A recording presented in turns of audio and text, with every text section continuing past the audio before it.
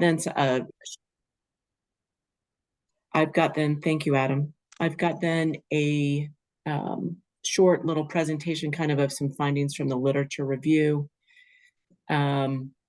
Briefly talk about something that I'd like to do in terms of interviews with task force members, and then go really into more discussion of the scope of work, what task force members would like to hear about, like if we want presentations from certain people, I've got some recommendations for that.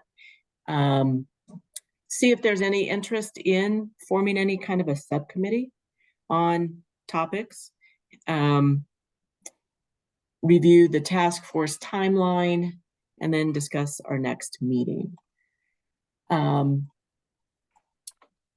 maybe it will wait a little bit longer for Rep. Lindsay and okay, and it looks like Henriksen might be having his aide joining. So Adam, keep an eye for Senator Henriksen's aide. Let me see if I can figure out his name. Maybe he's on or she, I don't know. That wasn't a gender. Oh, Garrett, there we go. Garrett Kelly. Adam, can you make him a panelist as well?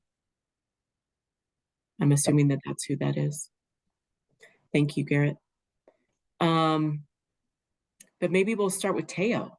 Do you want to introduce yourself since you weren't at the last meeting? Yeah, sure. I'd be happy to. So my name is Teo Nikolai, and I'm sorry I wasn't at the last meeting. As Elizabeth noted, I was actually literally on a plane at the moment of the meeting, so I did miss that. But I checked out the recording, and I'm excited about the work that's happening with this task force. In terms of background, I'm an instructor at Harvard Extension School. I've taught real estate finance and investment to over 7,000 students at Harvard. I have a bachelor's degree in economics from Harvard College, and a master's degree in real estate development from the Massachusetts Institute of Technology. That's MIT.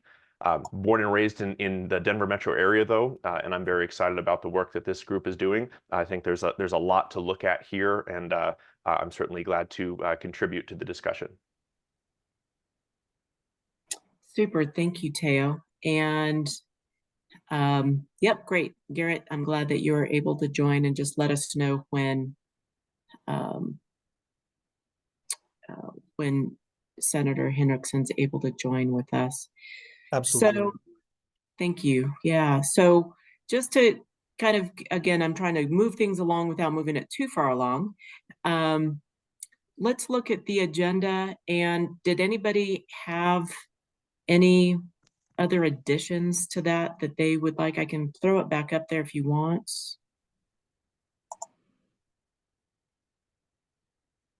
I think it looked good, Elizabeth. Okay, super. Any other comments or things that, I mean, like burning things that we want to make sure we cover?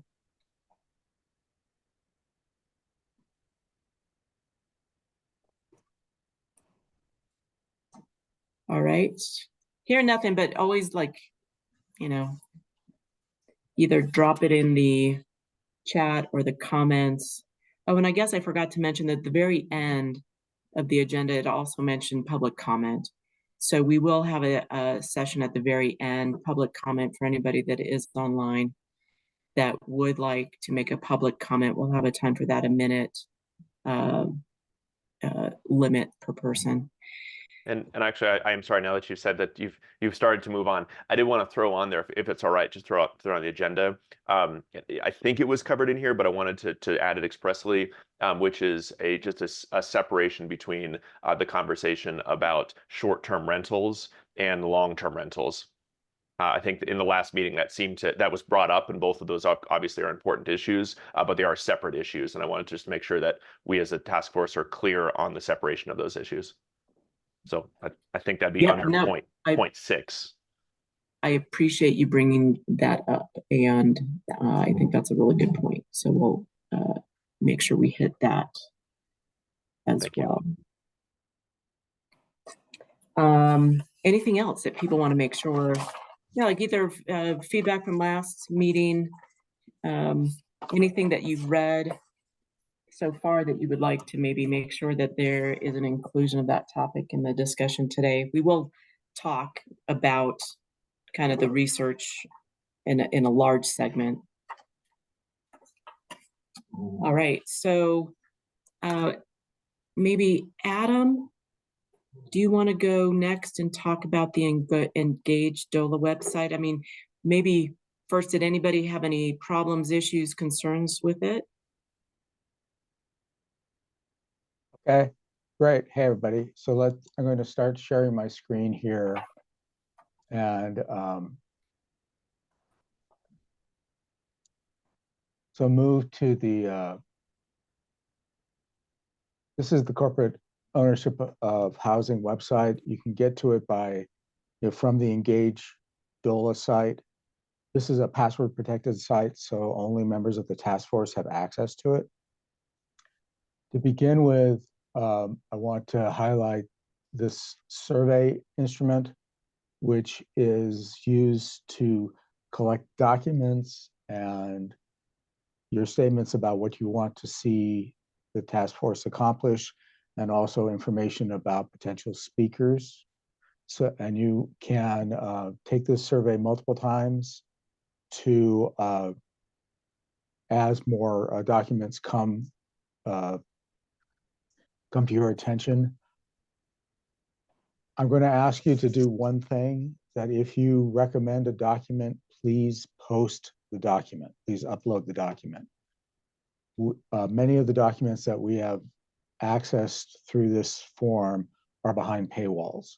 And we would like to minimize our purchasing of documents, just so that we can be good stewards of the project budget.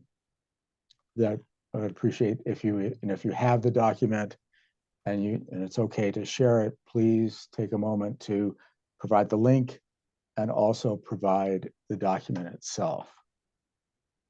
Up here on the right-hand side, you'll see the list of meeting agendas, the list of meeting videos, links to articles that are not behind paywalls, and then a long list of all of the documents that we have been referred to that we've got physical copies for. And this is not organized in any particular way yet, but we may add some subfolders to help with the navigation of this list. And I'm certainly would be open to any comments at all, any suggestions about how we do that. And that would, really help us out, especially as the work continues. We may find it easier to use particular categories and a category structure that hasn't been applied yet. Same thing here with this list of articles. We had tried this out. This is a list of links. And one of the things that is helpful about this particular link, this situation, is that when you click on a link, you have the ability to enter in comments. So if people find that to be helpful, we can augment this list. Again, please send me your thoughts as we get moving with that. And Adam, let me ask you real quick again. With that last function, when you hit the articles, that's where anybody could add comments to that article itself. Is that correct? that is where task force members Right. can add comments. And we're trying that out to see if that will work, if that will help stimulate dialogue.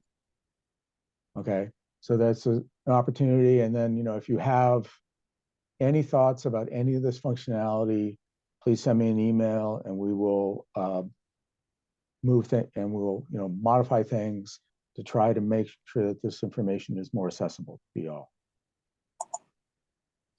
So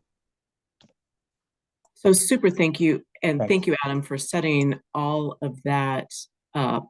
I really appreciate it. Any comments or thoughts on that engaged doula component? How you want to use it? I mean, again, so what we're trying here is just to create this venue where you all can communicate without necessarily having to have a meeting. I just have a quick, well, first of all, a thanks for Adam for your work on that, and then a question, which is just in terms of our expectations, since I imagine you have a few other things to do than monitor the traffic that comes in on there. What would be a reasonable timeline, Adam, just for our expectations? If I share something out, should I plan on a week or 2 weeks, or what's a reasonable expectation? We endeavor to get these things up within 24 to 48 hours after we receive them. Okay. And unfortunately, we do not have a way of notifying everyone that something new has been placed up. So please come back to the site, become familiar with it. I'm not going to go as far as saying make it your next, make it your new internet home, but certainly use these resources, and please, keep up to date about these things. I anticipate that this will be a very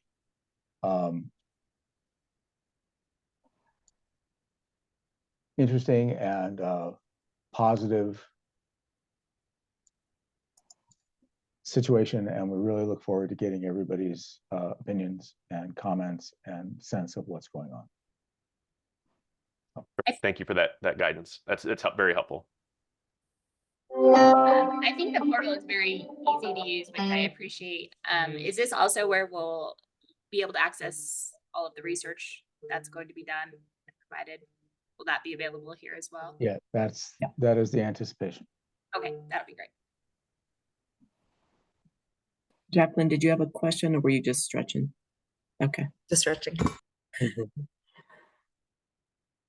And please send us recommendations. Send Adam recommendations on how can we make that site a more engaging, useful site. But yeah, the plan is to put everything that we find and research, output even from maybe different polls of whatever, we'll put up there. Likewise, please use it to make sure that we know what you know. I mean, I think that's the biggest goal, is like, what do you know that we really should be following on and think about, and not just us, but everybody be thinking about. So one of the things that, if nobody else has any questions on Engaged Doula, I thought I'd just share quick slides, and we'll put those up on the Engaged Doula site as well. So over the last couple of weeks, since our last meeting, we've been kind of going through all of the different articles, or a lot of the articles, not all of them, we're getting there, and taking bits and pieces of what was interesting from those articles, kind of like big summary findings, certainly some of the history related to corporate ownership of housing, some of the size terminology, which I think is a big, like one of our first questions to kind of tackle as a task force, is what size are we looking about? Related is actually Teo's comment on use, which I think that definitions are going to be, again, a big piece. So let me share what we've initially pulled together, and some of the summary findings, and then we'll talk about it. And I can't tell. I think this looks like it.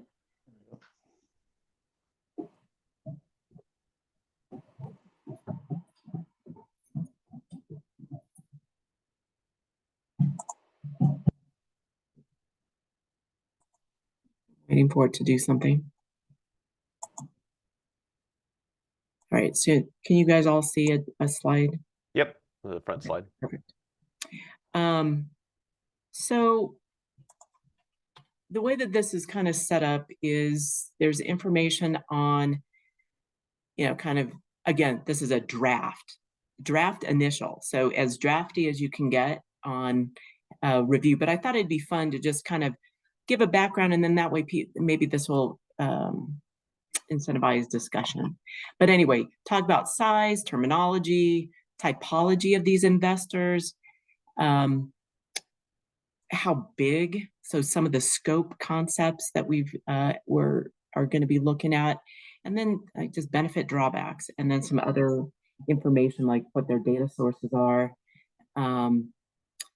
who are some of the big investors are, and some maybe potential questions. Probably, maybe this was just new for me, but maybe it's going to be new for some other people, kind of the understanding the history. And I'm sure actually some of you are bigger experts in this area than I am for sure, is, what's really the background of investor-owned housing. And I guess big picture is that, we've always had investor-owned single-family rentals. They've been around for forever. Maybe not forever, but for a long period of time. But we're really stimulated by the Great Recession, when we went foreclosure crisis, hundreds of thousands of housing units that were in foreclosure bank owned, and became kind of a big pool of opportunities for different investor types, with small investors purchasing over 40% between 2005, 2009. And then it seemed like there was a little bit of a switch, or some maybe things federally changed that actually created more opportunities for what you would consider maybe hedge funds or these mega investors, making it easier to buy and sell homes in bulk, or primarily maybe buy homes in bulk. And so then large investors got in the game, I think, really maybe basically after 2011, 2012, and really kind of pushed up that demand for single family rentals, and especially from that large investor side period. But important to understand that whether you're small or large, that this corporate ownership of housing actually helped stabilize home prices during the Great Recession, is one of the takeaways from almost all of the articles that I read. Then things start to normalize, kind of get back on track, and then that COVID thing happens, and our demand actually for real estate changed, right? You're no longer necessarily going to the office downtown, you're working from your home. Real estate investors also have a change on what drives their interest. And so both from the user, like the demand for single family homes, as well as the demand from the investor side, really then created another demand for the single family rental investment opportunities. And at the same time, technology changed, making it a lot easier to buy and sell, as well as manage homes than ever before. I guess another big takeaway from a lot of the research is that this demand ebbs and flows based on economic conditions. So just some first initial discussion on size. It seemed like there was a general understanding that the concept of small investor was basically under 9, so 1 to 9. Sometimes it was 3 to 9. They wouldn't consider under 3 necessarily an investor, but that they own about 80% of the single family rentals. So it's really the small owner owning the largest share of the single family rentals. And we've got the medium, the large, and then what may be called mega or institutional at the 1,000 plus, owning about 3% of the total single family rentals. And this is all US data, not Colorado, US. Also, we saw definitions in there of anything greater than 3 was an investor, or in one set of articles, investors were those that purchased more than 11 units during a specific time period. And this was like 21 and 22. And this was some specific research in North Carolina and Charlotte. Certainly, though, big takeaway is that it varies by market, and that even though it might be these mega or institutional might be 3% of total, for the US, that in some areas like Charlotte, they're over 20% of the market. And so, and I think that that's the way that the legislation was written, was that understanding is that it could be very concentrated in specific markets and specific like zip codes or neighborhoods. So it could even be very small groupings. I found this interesting, and I'm sorry, it's just a lot of words, which I know is totally inappropriate for a PowerPoint, but maybe a good way to talk about it with a group like this, that within the types of investors, there are these different types. So they call them milkers. So really focused on the income side. The holders, really looking at the price appreciation side. Flippers, which I think, we've all heard of flippers, but really holding it very short term. So turn around in about 6 months. Then this whole new group of just single family rental construction. And according to the Census Bureau, there were 80,000 single family, 81,000 starts in 22 of these single family rental, specifically are 8% of all rentals or all single family constructions in that year. And it was 60,000 in 2021. So these are not necessarily hedge funds coming in and buying from previous owners. It's buying directly from the builder or building those units themselves. So that's going to be another fun one to tackle. I kind of mentioned this before, this iBuying. So that's really that technology side, really impacting all of the single family construction or single family rentals. And then this other one that's more known as like kind of transaction support. So think of a entity that comes in and competes with a cash offer against like potentially Wall Street, to help that single family owner occupied person get that home. Just kind of it supports that transaction to make it faster, since that tends to be that kind of competitive component. In aggregate, a group called Parcel Labs calculates that institutional operators own about 0.73% of the total US single family home stock, which is less than 1 in 100 homes, but could be as high as, in this article it mentioned, 4.4% in the Atlanta metro market. Atlanta, I think, is one of the highest concentrations of these investor-owned homes. In the US, there are about 90 million single family units. So single family attached and detached and attached. Or about 30% of them, or 14 million, are single family renters, single family rental units. They're then estimating that there's about 700,000 single family rental units in the country. And this is from HUD user core logic data, which then ends up being really close to that 0.73%. So I got 2 different sources to come up with that close to 0.73%. Certainly clustered in certain geographies, suburbs, rather than city centers, tend to be at a lower price point, BIPOC communities, and really focused in states that are seeing faster growth. Although I see Kansas pop up as an area that has a lot of single family renters, and Kansas is not a fast growing state. So I think that there's a little bit of uncertainty with that piece. So Colorado data, what do we see for Colorado? In Colorado, there's a total of about 2.5 million, let's call it 2.6 million total housing units in the state. About 800,000 are renter occupied. And that's total renter occupied, 800,000 units.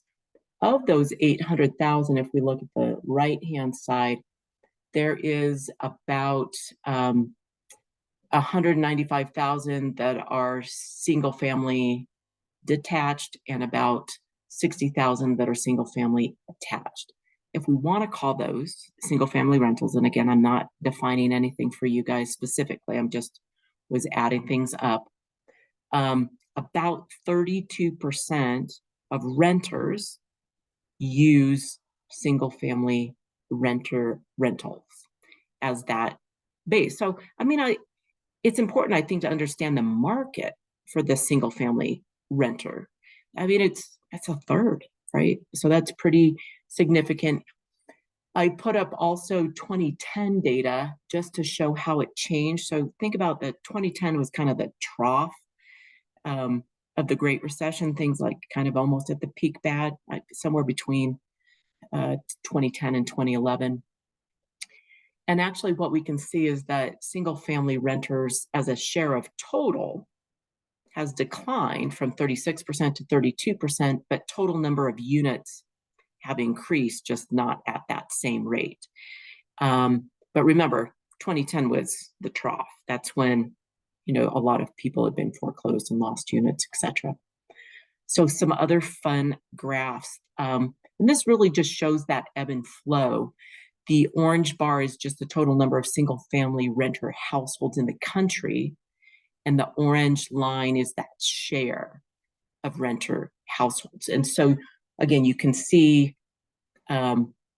pre-Great Recession at that lower level, increasing pretty significantly to kind of that peak point in maybe 2015, 16, and then starting to slow down, but maybe not bottoming in any means or peaking in any means. And so take a note that this is 2001 to 2021. Now let's just focus on 19 to 23. This is just looking at the share of homes purchased by investors. And this is using CoreLogic data just straight from the CoreLogic website. They put out these basically twice a year reports on single family rentals at the aggregate level at the US. And so you can see, again, 15% kind of as a trough in middle of 2020 to over 30% of purchases. These are purchases, not total units, purchases of units. And it's got a cyclicality, I can't say that word. Cyclicality. Thank you. By the way, only because you've saved me multiple times, so small return of the favor. I appreciate that. So during the summer months, typically that's when you don't see investors making as large a share of those purchases, and that makes sense because that's kind of when regular home buyers typically are buying more homes, is during that summertime. We can look at then investor versus non-investor purchases. So the light blue being kind of the regular family and the dark blue being the investor purchases and how that changes over time. But you kind of see this downward slope really probably having to do more with current interest rates recently in terms of that downward pressure, and not as much downward pressure for those big investors, right? Because a lot of them are buying with cash, so interest rates don't matter. And then this is kind of interesting to look at share of total purchases by the type of investor size. So starting at the very top, those are the small investors. Then the lighter blue is the medium investors. Then kind of the black color is the large investor. And then the lighter blue at the bottom is the mega investor. So again, indicating that it's even just really these small investors that are really dominating the market in total numbers and in purchases over time. Although there is some movement in it, and recently looking like some downward pressure from those mega investors. And these are levels. So this one was share of purchases. This is level of purchases, basically showing the same thing again. And I don't want to bore you too much with these graphs. If we look, and this is just, it's a nice looking in Q2 for 2023 purchases by investors by state, showing it. Yeah, it does matter where you are. There's a lot of pressure. Most of the articles that I was reading really had to do with Atlanta, North Carolina, Texas. Those are kind of the big boys that are mentioned in a lot of the articles, kind of dominating where this activity is taking place. Again, Kansas shows up. I have to do a little digging on that one. That one's curious in my mind. They're facing population decline, and I don't know what would be driving that. Sorry, Elizabeth, can I ask you a question on the previous map slide? Yeah.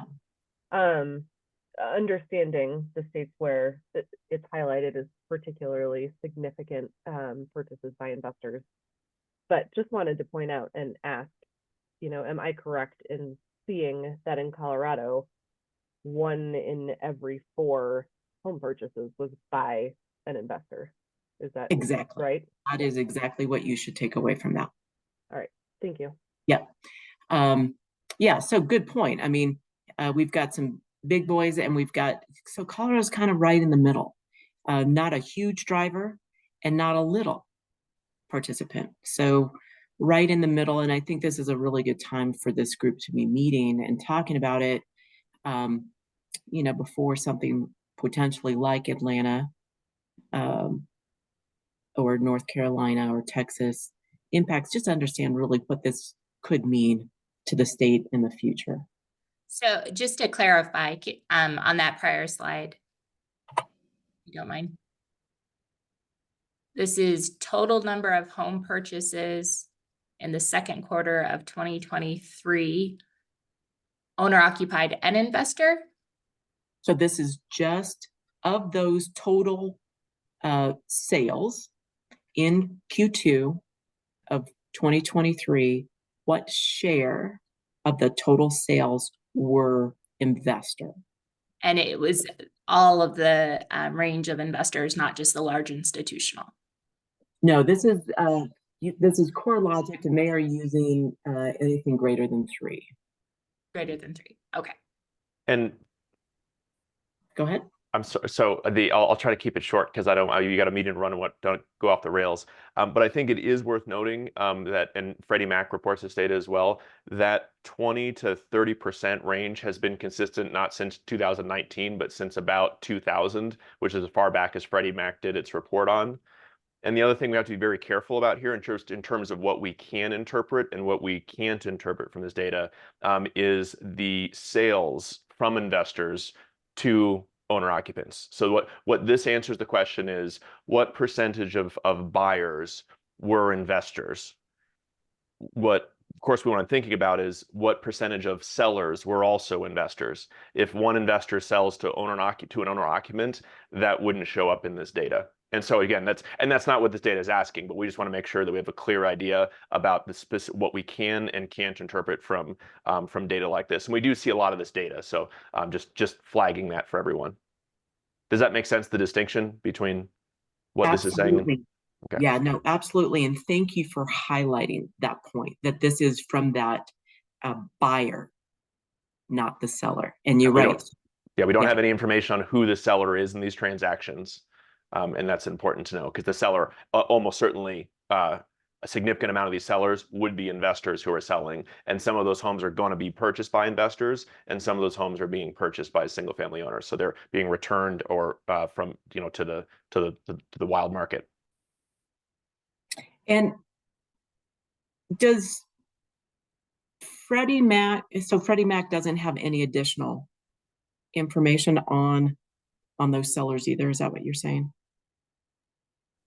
The report that I'm referring to, and I'll share it in here, but and Adam, I'll post it to the group so you can get through formal channel. But yeah, it's about the purchases. So who is doing the buying, but not necessarily who is doing the selling. And that's a crucial part of the discussion that we want to make sure that we just keep in mind. So, and again, I'm not being critical of this data. I'm just saying it's important that we know what it is and what it is not. Yeah, no, great point. Yeah, the real thing we want to thinking about is the total amount of inventory owned by, because that could be an issue. If there's a significant increase in the total amount of inventory that's owned by institutional investors, that would certainly be something worth thinking about. But that's just, again, something to consider. Well, and that's a really good point, because most of the research or most of the articles that I looked at definitely focused on share of purchases, not on total inventory. Only one little piece really indicated that 0.7% of total inventory owned by investors. I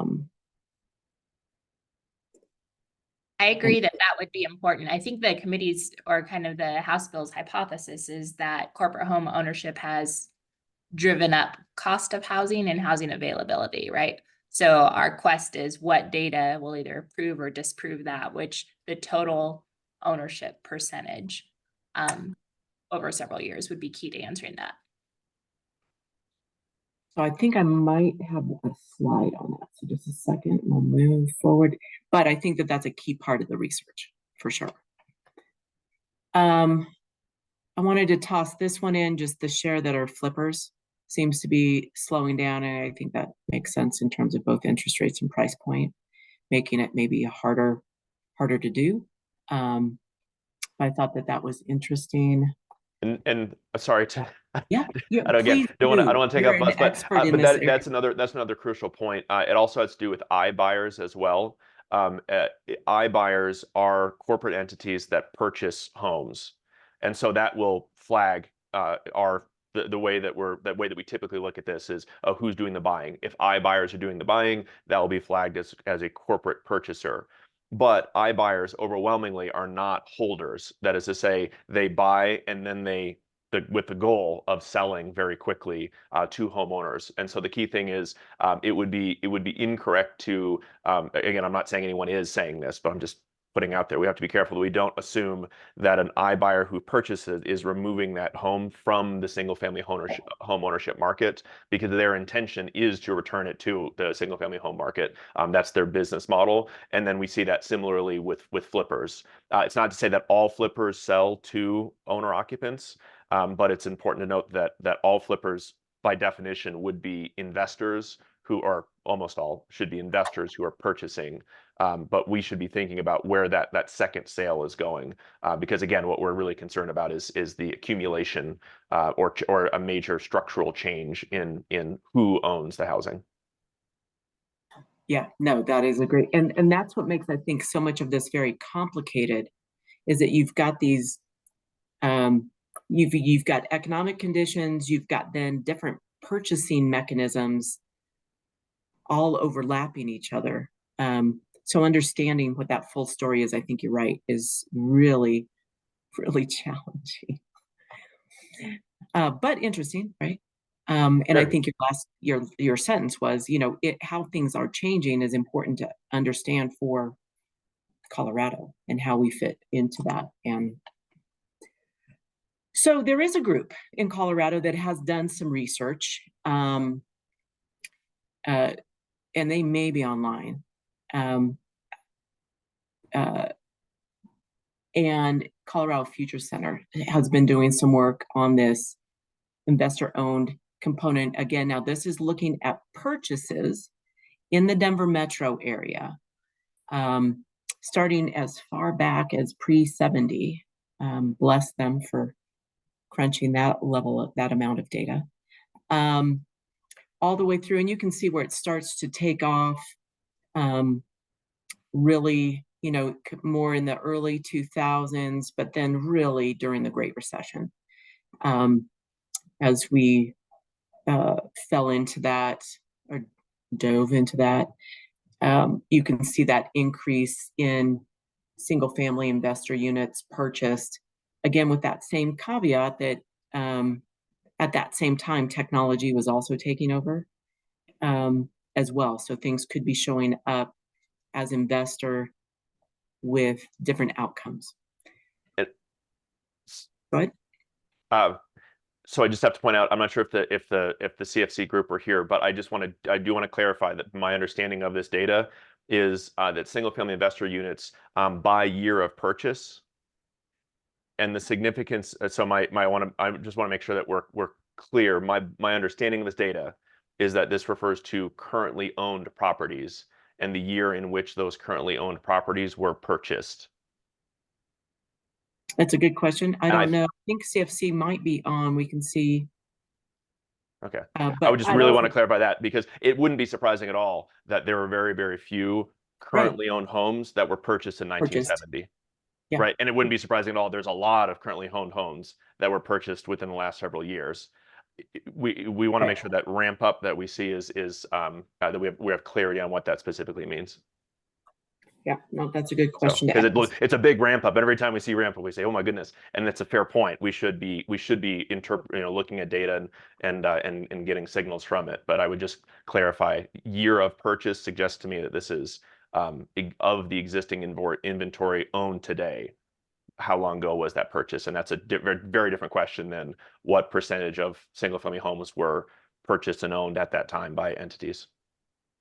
Yeah. Can I just add, so I'm looking at the attendees, and both Jennifer Newcomer and Phyllis Resnick, I hadn't seen them before, but those are the folks at the Colorado Future Center. They are online and in the attendee rooms. I'm sure they can't speak as just attendees, but Jennifer and Phyllis are there.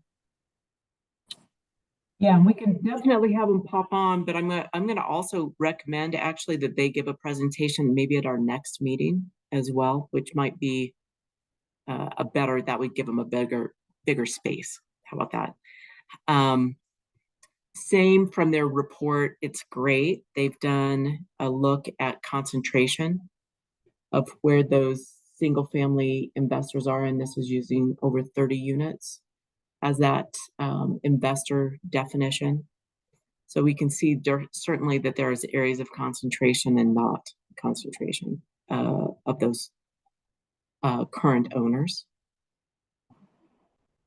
And another component of the work that they've looked at also kind of asked the question of, could any of these single family homes be reasonably qualified as like starter homes or first-time homebuyer homes? And their findings from their work was that about 41% could be affordable to that first-time homebuyer, or considered maybe more affordable homebuyer. Certainly through a lot of the research and looking at it, there's benefits and drawbacks, right, from almost everything in the world, right? But of those investor-owned homes, certainly one of the benefits is providing access to a product, right? There's huge demand for single-family rentals, and so this provides a product for those single-family rentals and access to neighborhoods that maybe they would not have that opportunity to live in.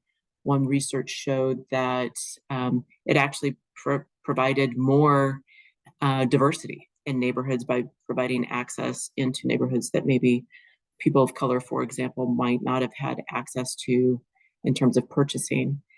It creates demand for a product maybe when it's difficult to sell that product. So imagine right now if you were trying to sell at high interest rates, maybe a small pool of buyers, and if you've got these institutional investors or that are buying with cash, this does provide a market.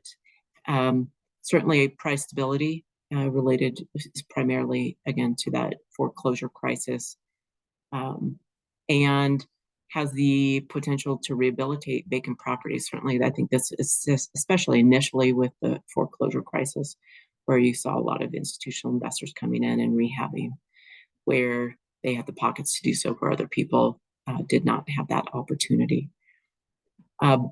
Drawbacks as well, which I think most people have heard, reduced home ownership rates, and reduced creation of wealth opportunities, potential higher eviction rates, again, taking away that market from buyers, potential treatment of property, maybe renters not being as careful as owners, competing with cash offers. This is not giving owners a chance.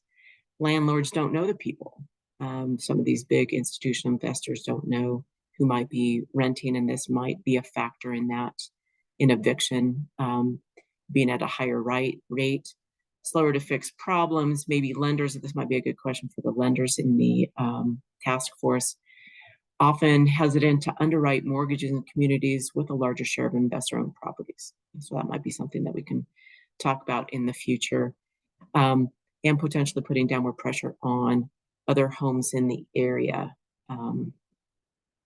So tons of research questions, and I know that I spent a lot of time on the slide deck, so I'm just going to toss this out here. We can come back to it. Tons of research questions come up from looking at the articles, and that were also listed in the task force guidelines.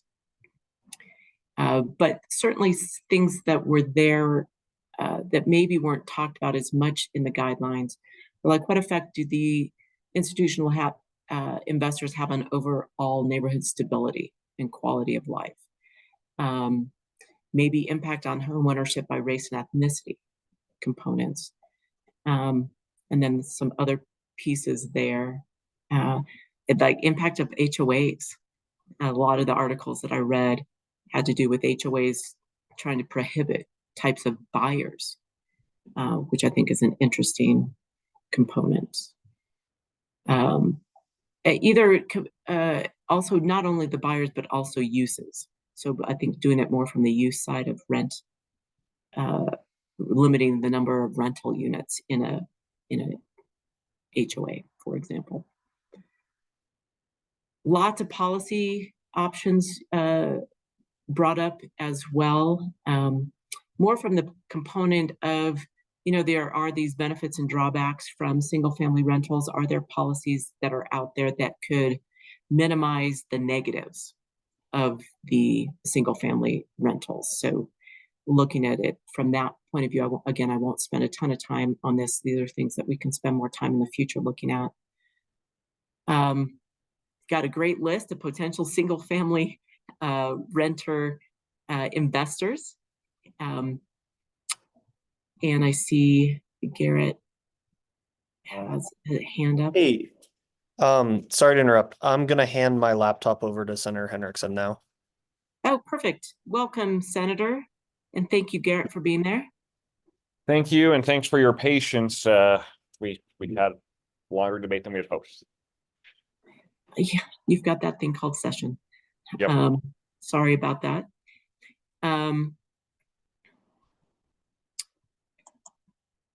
And then I'll finish up on this.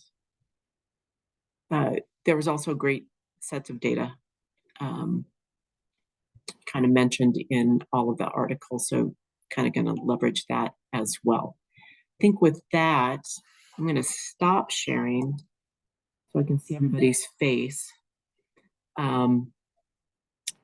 Check in on a couple of things, because one, I want to discuss some of this, but two, I wanted to see if by chance Representative Lindsay was on.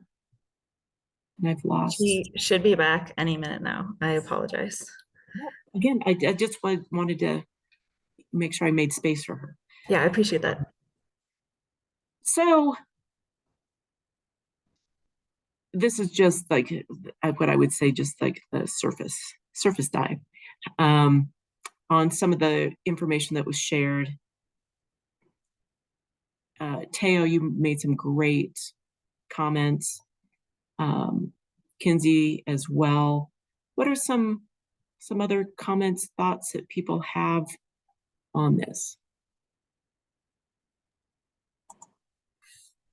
I would say thank you for trying to pull a summary of all of the articles submitted. That was helpful to see. A couple of things that stood out to me that I just made notes on as you were going through it. I think for the purpose of our task force, it's really important to have Colorado specific data, which is more difficult, right, to get, but I think that's important. I think whenever we look at stats on investor owned over a period of time, I think we also want to have the comparable owner occupied real estate stats to go with it. So just kind of looking when we look at like pre-recession, post-recession today, just for that overall perspective, and then looking at changes. And then really, for me personally, the information that is most informative on the large and mega institutional investors as opposed to the smaller investors, because I think that's where the primary focus is. I might be wrong, but that's in reading the House bill, that seemed to be the primary focus. Super, thank you, Frankie. Anyone else? With some comments, thoughts? I'll just second Frankie's points there, which is I think, and I was glad to see it that because it is, again, it's a complicated issue and there's a lot of nuance here. I think it is important to note the magnitude of single family home rentals that are what I would just say everyday mom and pop owners, people who owned a single family home, moved to another single family home and kept that as a rental. And I think that there are a lot of Colorado families that's their investments and that's their retirements, and they know and operate those, and that's their preference. And so I think it is important to balance, as I think you said very well, Elizabeth, which is there are adverse consequences that we need to look at and make sure that we're considering those, but there also are then benefits to consider in terms of where for example, there's a hypothesis that it drives up home values, which again is worth looking at. As you noted, there's a lot to that in terms of what's driving home values, but that obviously exacerbates the affordability issue for people who are buying homes. It is, though, a wealth accumulation for the people who currently own them, and so there's a trade-off. I'm not suggesting that one is better than the other, but I'm just saying we should be looking at this on balance, and I appreciate in the presentation having a clear-eyed view of any change we're looking at. What are the who is benefiting and who is not, and make sure that we're looking at both of those clearly, because again, the whole picture is important to see. And I do think there's a key question about in all this data that I keep looking for is the accumulation of home ownership, because it's really, really easy to determine who the buyer is in any transaction, and because it's so easy, that's usually what gets reported. The key thing I would want to be looking at is the sellers and seeing if there's a net change that we're observing. So those are just some reflections I have. But again, I want to thank you and Adam and everyone for culling that information and putting it in a digestible form. Super, thank you. Heidi, looks like you're first on the list.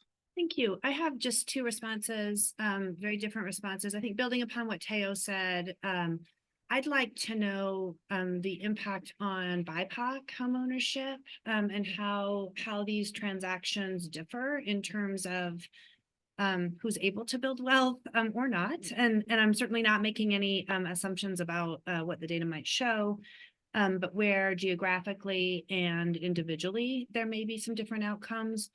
And I know that's hard, particularly with assessor data, but I just feel the need, I think I would love to see Colorado Future certainly present their research and potentially some others. I think Abelia identified one of the CU professors was an author of one of the articles. So that feels to me like a really wonderful next step. And then I feel the need to start formulating the research questions that, we can answer given the data and some of the challenges with the data, and then also what we can't answer where we may need to make some assumptions or make some speculative judgment.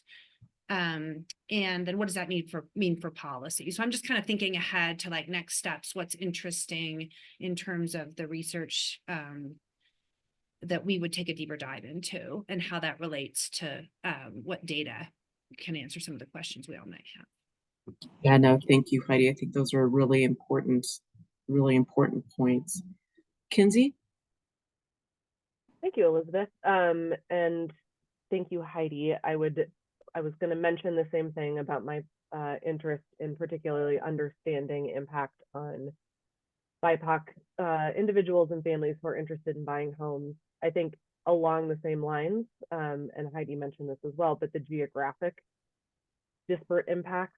So really contemplating and finding what data we can on how investor acquisitions of single family homes in communities that are particularly vulnerable to displacement are impacting the people in those communities and how those communities are evolving.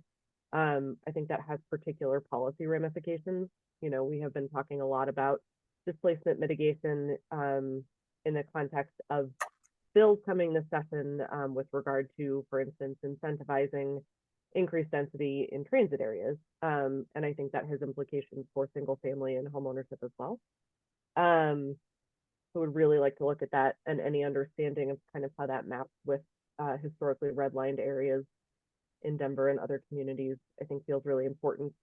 Along those lines, I absolutely would love to hear from our friends at the Colorado Future Center, and also want to make sure that we, in considering the data and the evidence in the journal articles, we are also being really mindful and intentional about seeking the experience of folks representing these communities, of people who have faced the most barriers to acquiring homes, potentially affordable home ownership organizations and what they are seeing.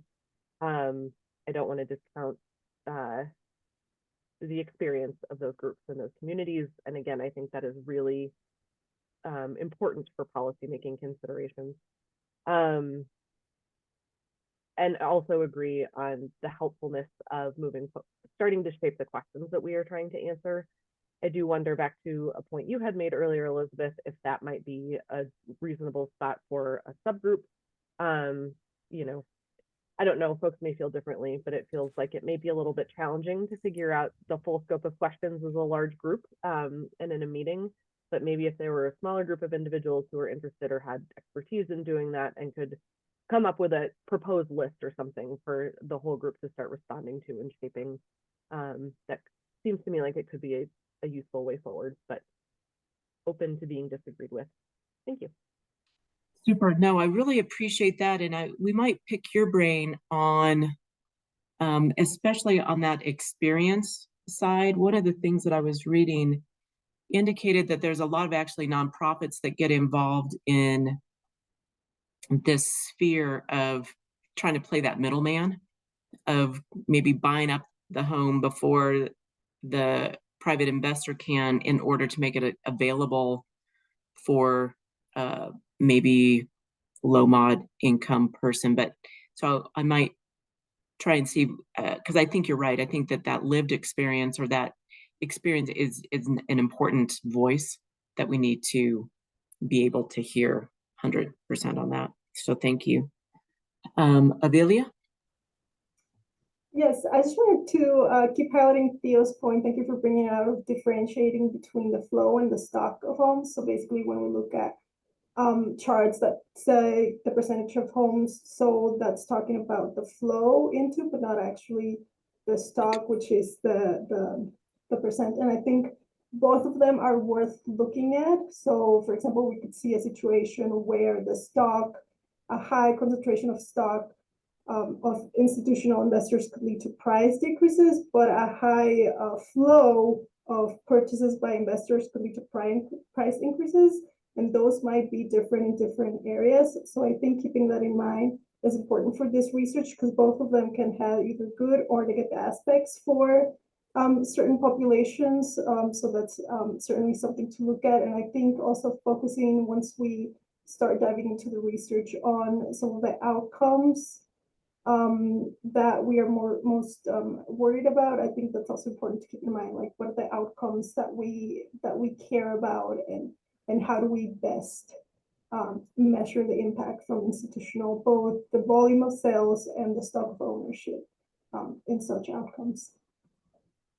Yeah, no, I completely agree on that. And obviously, I think from the literature, you can tell that it's much easier to look at that flow, right? The buyer side.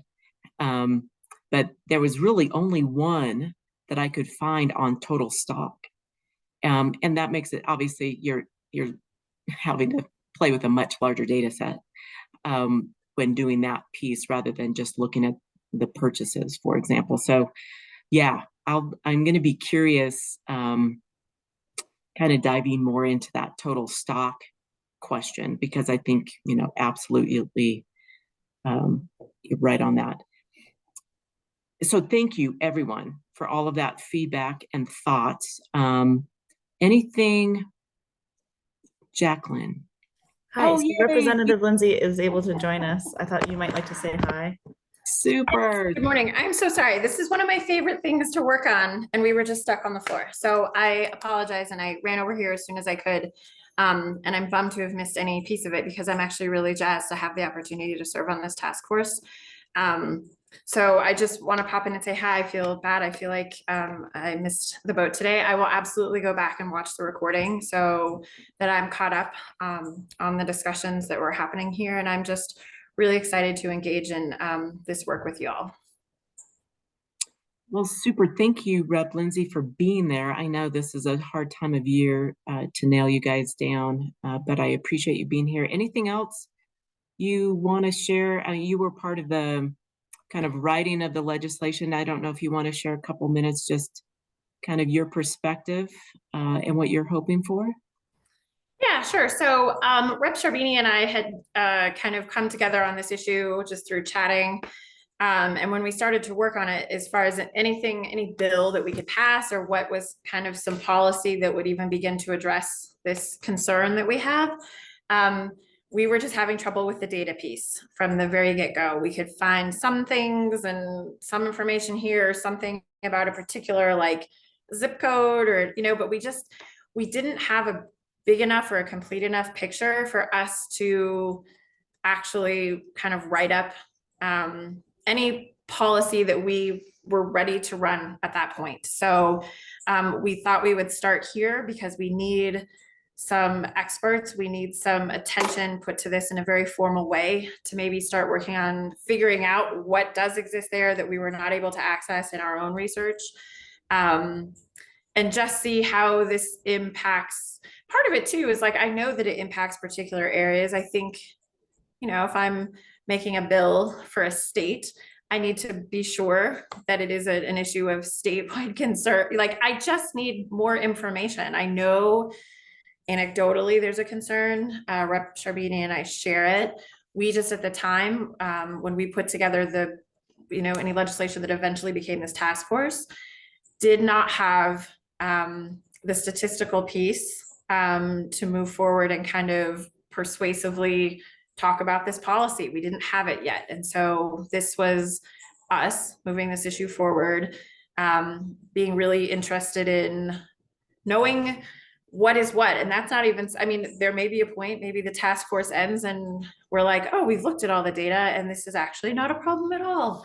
I'm open to that possibility. Like, I don't come into this knowing that there's a certain problem or anything. Like, we are really here because we couldn't find what we needed in discussing to begin to discuss a concern that we have. We didn't have the data. So I'm looking forward to that piece of seeing where we end our work with all these combined efforts of a better picture of how this issue is impacting Colorado, or not, perhaps in a meaningful way, So that's what I'm really interested in here, is to just see what's going on, what the actual landscape is across the state. Super, thanks, Rep. Lindsay. And I think you actually bring up a really good point that also is mentioned in the literature several times, was a lack of information, lack of good data. And that might end up being, even one of the recommendations or parts of this is, you know, are there ways to try and get the data more easily or have more data available? So thank you for highlighting that, because I think that's an important takeaway. It's not an easy question, right? To answer if you don't have the information out there and it's not easy to process or work with. So thank you. Anybody else And I comment? just wanted to add too, and then on top of that, whatever the data shows or doesn't show, whatever the data shows, best recommendations or whatever, or not, if we don't need any. I don't know, if there is an issue, I want to be able to look at some great ideas of how to solve it. So all of that. So, and that's it for me, I promise. Super. No, thank you so much for your time, and thanks for running back. I appreciate that. And I know the task force appreciates you being here. Anybody else with comments on what I discussed? Because one thing, let's see, I'm going to pull back up. Elizabeth, sorry, just Yeah. You had mentioned at the top that you might want to wait for Representative Lindsay to ask us all to do introductions, so that, because I think this is Representative Lindsay's first meeting. So it's up to you. But just if that was still of interest, that she could also know who all of us are. You know what? Thank you, Kinsey. I appreciate that. You're right. Why? And I'm gonna call on people via squares that I see to try and keep us in order. If you'll introduce yourself to Rep. Lindsay, that would be a great idea, and what area you represent. So Frankie, you are in my top left. Okay, great. I'm Frankie Cole. Nice to meet you. I am the Chief Credit Operation Officer for A&B Bank, but I'm on this task force as a representative from the Colorado Bankers Association. I've been involved in the affordable housing space for a long time. I chair the Windsor Housing Authority Board of Commissioners, and then also serve on a affordable housing task force for the city of Loveland. Super, thank you. Karen Miller.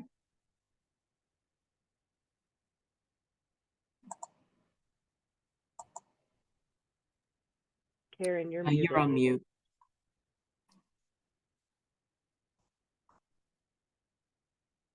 Sorry about that. Can you hear me now? Yep. Sorry. I'm pleased to be a part of this task force. I own a mortgage company for the last 24 years.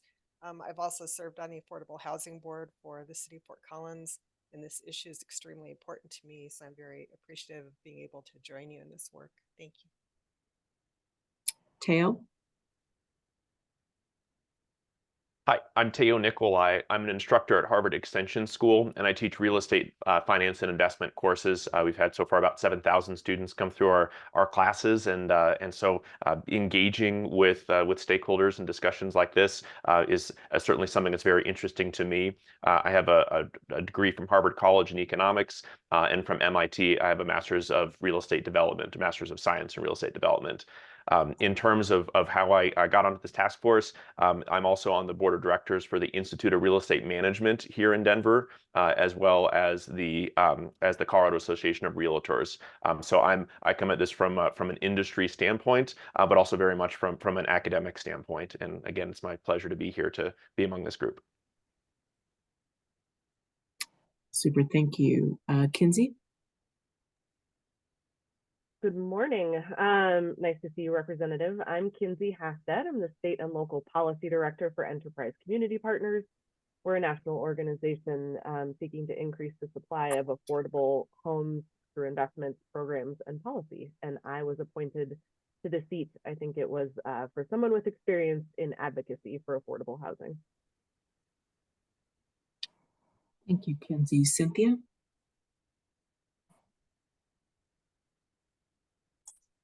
Morning, Rep. Lindsay. I'm Cynthia Braddock. I'm the Boulder County Assessor, and I was asked to represent the assessors in the state of Colorado on this task force. Thank you, Cynthia. Heidi? Hello, everybody. Nice to meet you, Representative. My name is Heidi Agler, and my colleague Avilia Bueno is also joining today. We are with a company called Root Policy Research. We're a women-owned business. We're located in East Colfax neighborhood in Denver. We are specialists in housing market analysis and housing research, and we are representing people through the experience of the person, the renter, the owner on the ground. And I'll pass, if you don't mind, Elizabeth, to Avilia so she can introduce also. Sure. Yeah, I'm joining Heidi here today, although not officially part of the task force. I'm an economist and I love reading research papers like this one's, and all the wonderful research that you all posted. So yeah, I'm happy to contribute with any guidance on research on my end. Thank you, Avilia and Heidi. Lori? Hi, Rep. Lindsay. My name is Lori DeCrow. I work for DOLA in the Division of Property Taxation. So Joanne asked for a volunteer to serve on this task force, and I represent stakeholders and assessors, and so I am here to do that. Senator Hendrickson? I don't know if you're still there. I am, and hi, and Mandy, always good to see you. And fun fact, Mandy and I are the only two that came into the legislature on the exact same day as each other, because we both filled vacancies and happened to come in on February 28th, 2022. And so we are the only two of 100 that share the same inauguration date as each other. Well, and congratulations. I think you're both celebrating your 2-year. We are, yeah. Great. Thank you, Senator. And then I'm quickly want to actually you to meet folks from my team, Adam, and then I'll have Nancy after Adam. Hi, everybody. My name is Adam Bickford. I'm the outreach coordinator for the State Demography Office. And in this job, this task, I'm providing web support.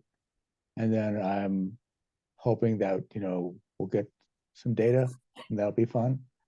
I do a lot of work with data analysis, American Community Survey analysis, and we do our best to make sure that everybody will have access to all the information that they need that you all supply. So thank you. Thanks. And Adam's being modest. He's an amazing data analyst. So he will be one of our main crunchers, and he does manage everything on our website. So he's a huge help. Nancy? Hi, my name is Nancy Gideon, and I'm the estimates demographer in the State Demography Office. In my role, I do touch housing units. I count housing units and have relationships with building departments throughout the state to get the most current data on how many new housing units they're building. And I'm here sort of in the support role to take notes and to listen to all this good work that's going on. And she's also an amazing housing analyst, so she's also being modest. Greg? Hi, I'm Greg Tutton. I'm the economist in the State Demography Office, where I primarily work on our estimates of jobs in the state and forecast on our employment, but I also have a general kind of background in economics and finance, and I actually worked for about a decade in affordable housing prior to this on the for-profit side, and so I have kind of a general understanding of some of the dynamics of the rental market and real estate markets more generally. But my role here is, like Nancy, primarily here to provide support, take notes, etc. Super, thanks. Thanks to my team, and actually I'm just going to gloat on them a little bit. All of them are amazing and have done a great job helping collect the information, look at the data. Greg is also great at finding all sorts of data for me to play with. So I want to thank all of them for all of their work. So with that, on introductions, I'm going to go back and share my screen on the agenda and hit a couple of things that people have brought up. I'm trying to look at you. This is the only thing I hate is once I share my screen, I can't see you.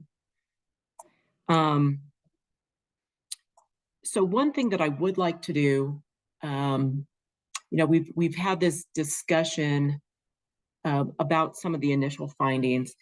I think a couple of big questions are still tickling there. One is on size. Is there a focus? I think Frankie mentioned it. I think Teo mentioned it.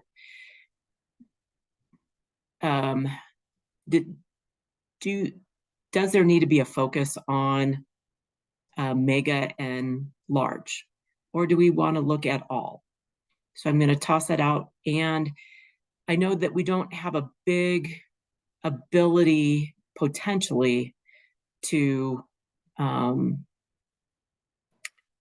tease it out of the data, but teasing out the short-term rental side from the long-term rental side. I think the short-term rentals typically will show up as unoccupied, so they'll show up as vacant units.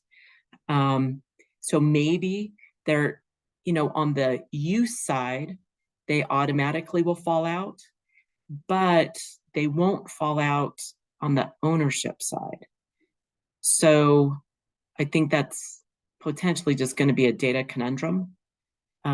But I'll be curious if anybody first wants to talk about size, because I think that's an important question moving forward on scope of work.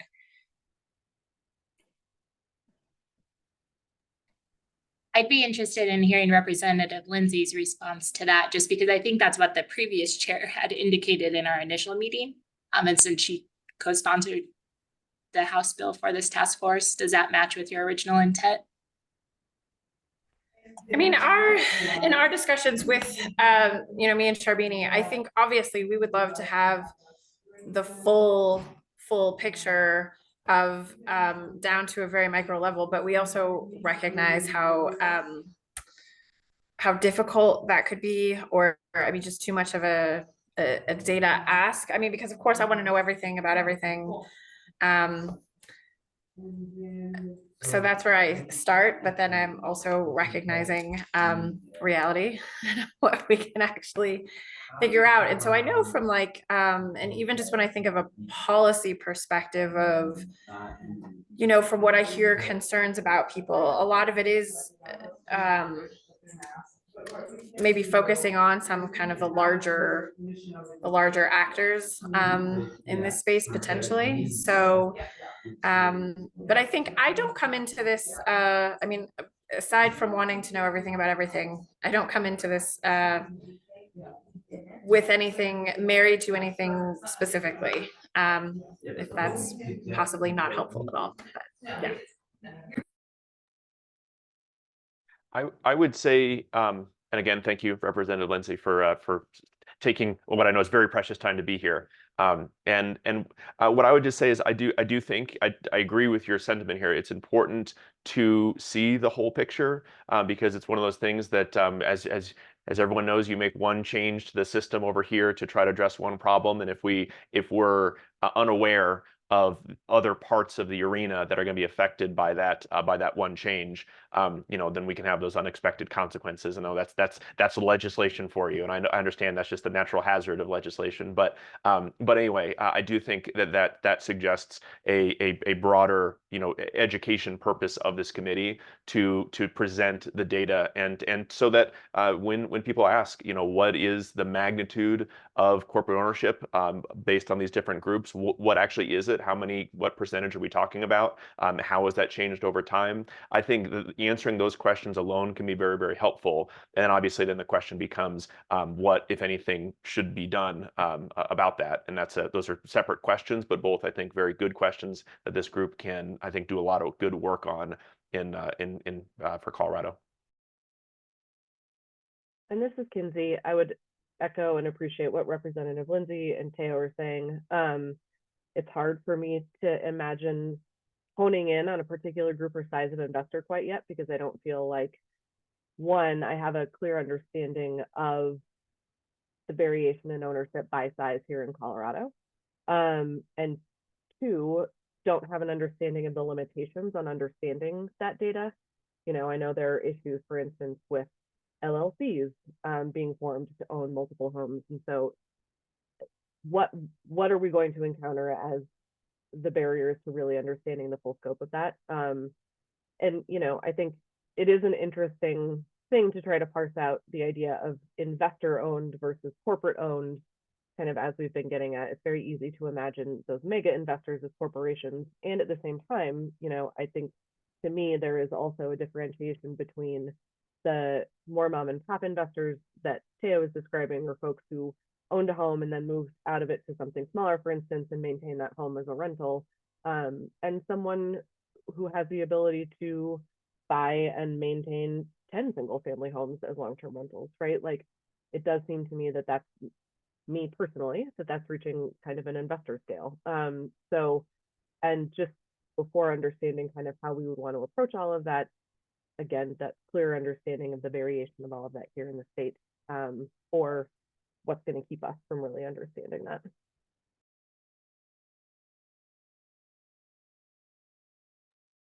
I guess I'll just pipe in and say one thing that occurred to me is just purely economies of scale. Like, I can imagine another, you know, policy initiative or discussion that affects smaller investors. And so why not, it would require the same kind of analysis and data. Why not just try and do as much as you can to create a report that can be used for to answer a number of different questions. I guess I just don't see the reason to narrow the scope if there's some broader application over time.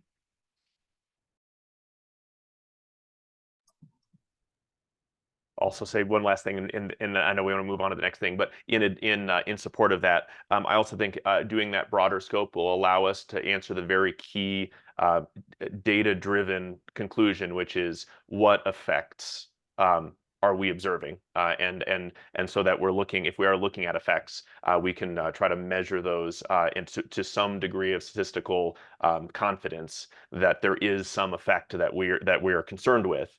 And to tie that effect to, you know, some specific causality, because again, there's a difference between a collection of facts and an understanding of the system, so I think that the more data that we have on that, I think the more we'll be able to answer or not what to what extent there's these certain effects that we're looking at are materializing and caused by certain things. So I think, again, only the data will show that, and so I think that'll be part of our charge here. Super. I appreciate all of those comments and taking notes on what people are suggesting. I'm going to throw in maybe not a slight wrench, but a question regarding this. Let's maybe start big.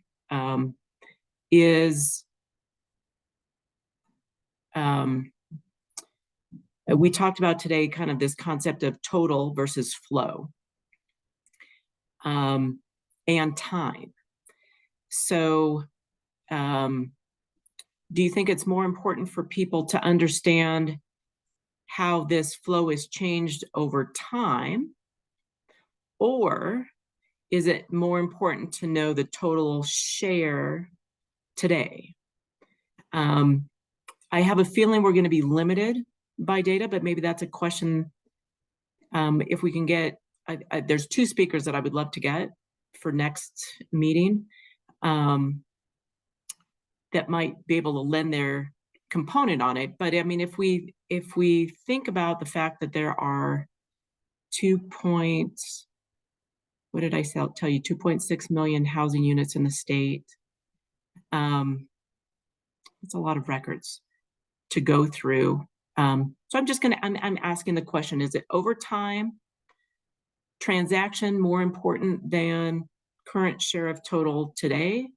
Or maybe two different time points, like look today versus maybe if it is even available, like we'll pick the year 2000 or something like that. Thoughts from people?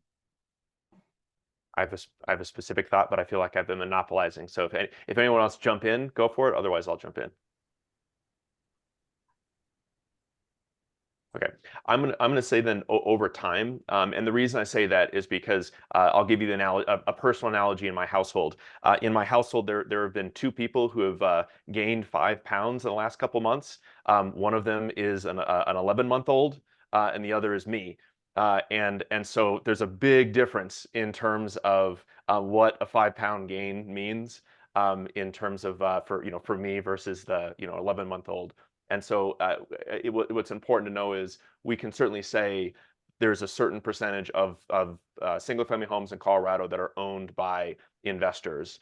And that statistic might be interpreted very differently depending on our context. And so the real question is, to get back to Avila's question or point, which is that number growing? Is that a structurally different number in terms of percentage of total single family homes owned by investors? Is that very different from where we were 20 years ago? Because if the answer is yes, if it's it's 5 times as many on a percentage basis than in 2000, that represents a structural shift in the landscape of housing, and it has a lot of effects.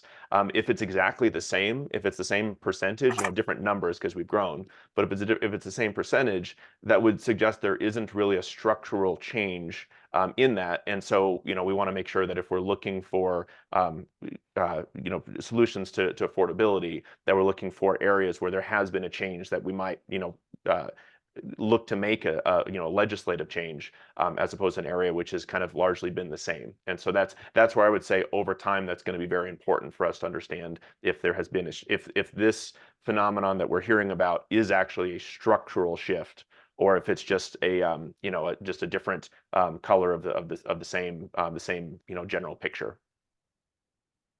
Okay, super. I appreciate that, Lori.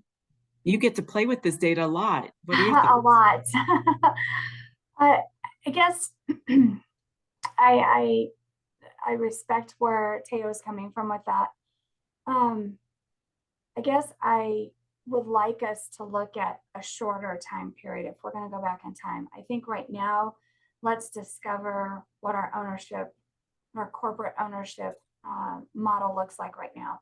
What percentage do we have? What are we looking at? And where is it largely identified? Our resort communities are hammered with this. They don't have anywhere for their staff to live. They are having to bus in, commute in hours to get to their jobs. And so I would like to focus a little bit on what is our current situation? What do we have going on?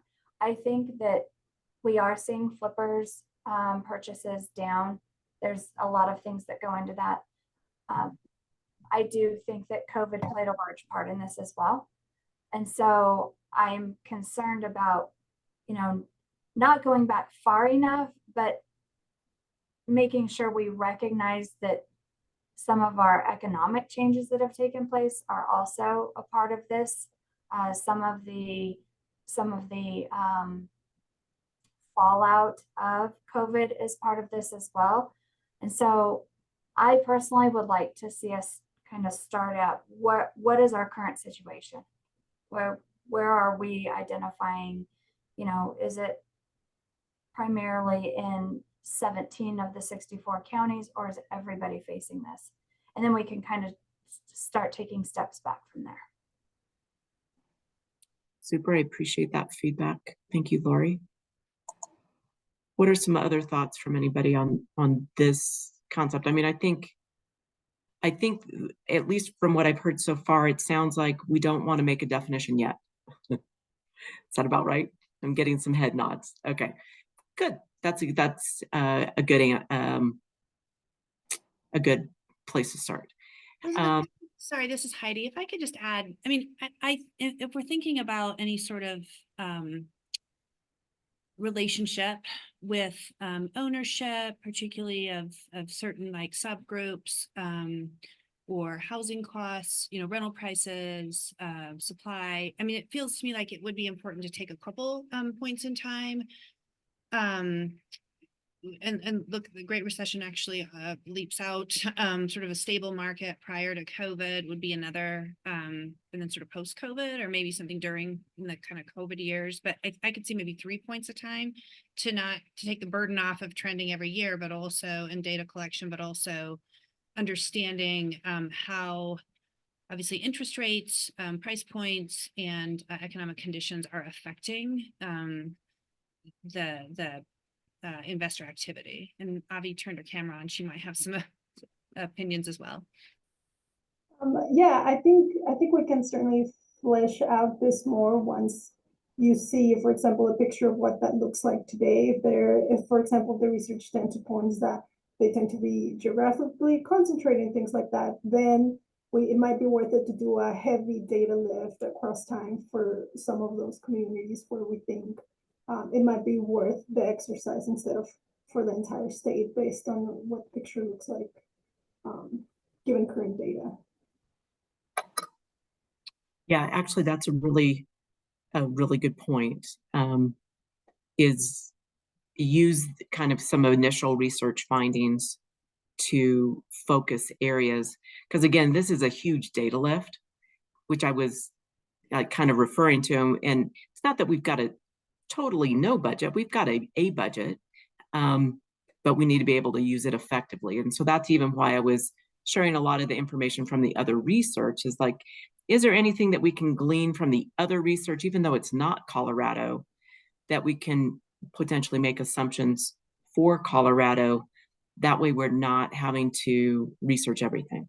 I think Lori might have another point. I just wanted to throw out as well that our local counties capture all of that ownership data based on the deeds. So it might be interesting. It might be interesting to look at, are we seeing a trend in that ownership because we have the dates that they purchased. So if we, get current, this is the state we are in right now, and we look at those deeds and say, the bulk of those sales took place in the last 3 years. Prior to that, it was more sporadic, but even in 2007 and 8, when we were growing very quickly then as well, did we see that same kind of surge afterward in 2009 and 10 as what we saw, with our economy dropping off because of COVID? And so it might be a good gauge for us to, not that COVID and our economic situation were the same in 2009, but maybe we can at least look at that and say, we can do some analysis on what took place with property sales, what took place with property ownership after that time frame, because the corporations had the money, the individuals maybe did not, and maybe we can see some sort of a trend in that regard. Good points. Good points. Anybody else that wants to make any comment on that end? All right, so Teo, I might push it to you a little bit. You had brought up this like use type, and I think Lori kind of referred to it a little bit as well. I mean, the impacts of short-term rentals. I don't know if we're going to be able to, tell me what you're thinking. How about that? Sure. Maybe I'll try to simplify everyone's life here. My position on this is actually that we should be very careful about any decision we go to. We should only go down that road very carefully. And so what I hear sometimes out and about when I hear about this is there's a bunch of corporate owners who are purchasing it and turning it into short-term rentals.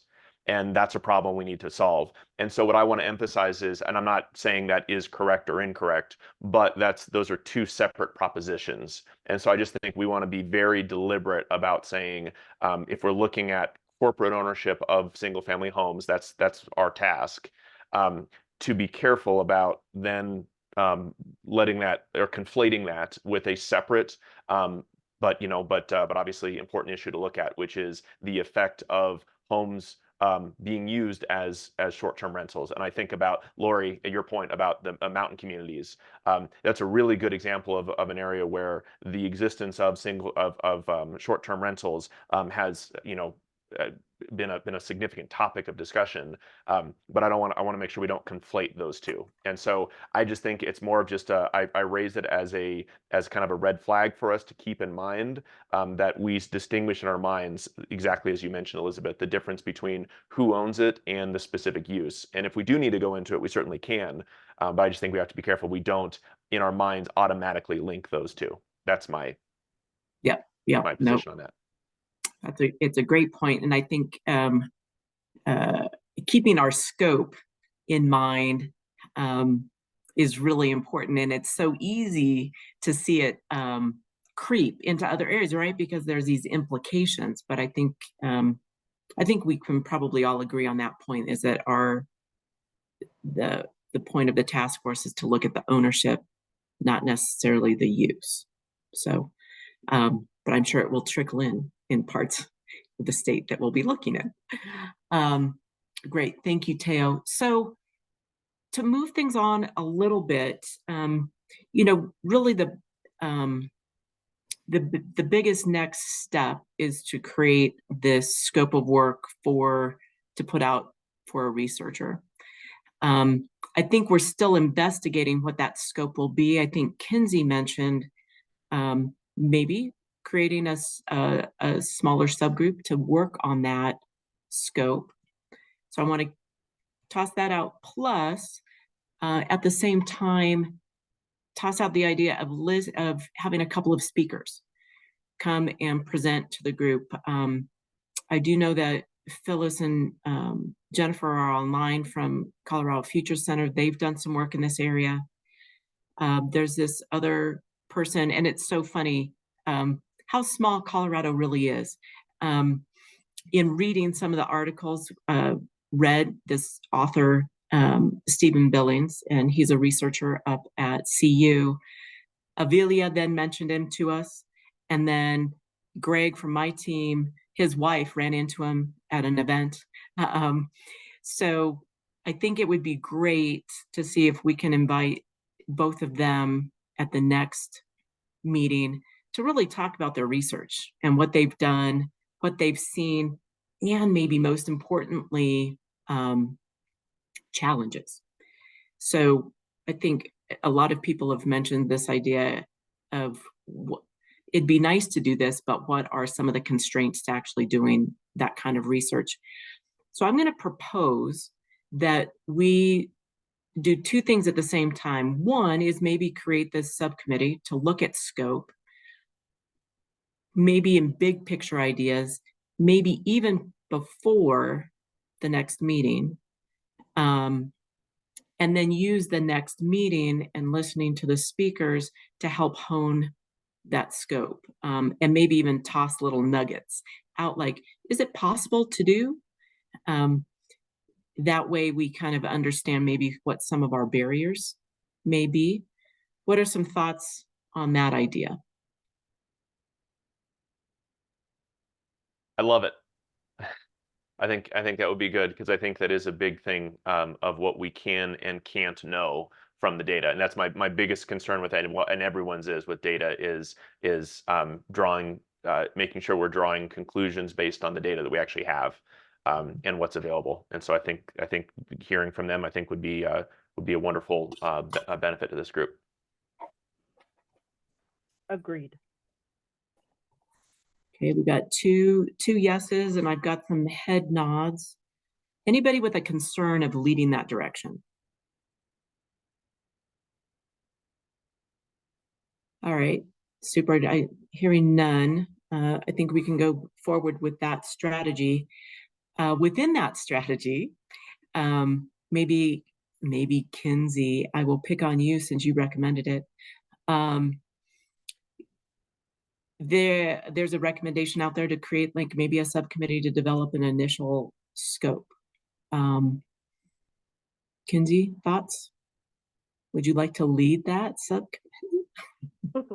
I would not like to lead that subcommittee, in part because I am also a little bit preoccupied with the legislative session. And so I want to be mindful of my ability to come through on those time commitments. I would be happy to participate, but I don't know that I would be positioned to do a terribly good job leading it. I don't know if Heidi feels like she has the time or capacity or interest.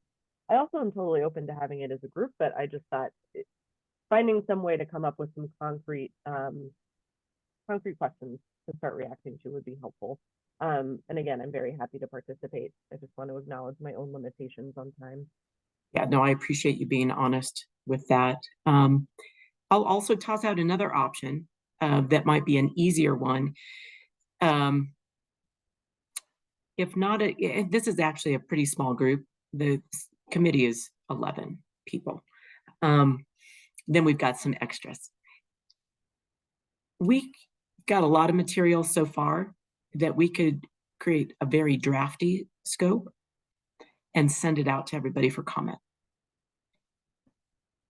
How do people feel about that direction? And have like the goal of doing that before we have the speakers come in. I like that, Elizabeth. I'm getting some head nods. Yeah, I think it's a good approach. If for some reason it doesn't work, then by the next meeting we can change tack. But I think it's a good efficient first strike.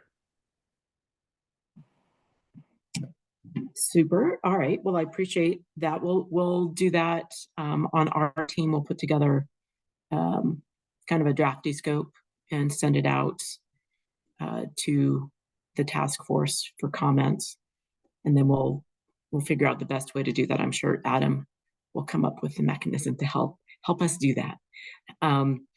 Because one of the things that why we're using Engage DOLA instead of like Google Sheets is that not everybody has access to Google Sheets through their own company. So that's why we're using this Engage DOLA. So maybe there's a mechanism within Engage DOLA where we can edit documents. We'll figure that piece out and let everybody know on that.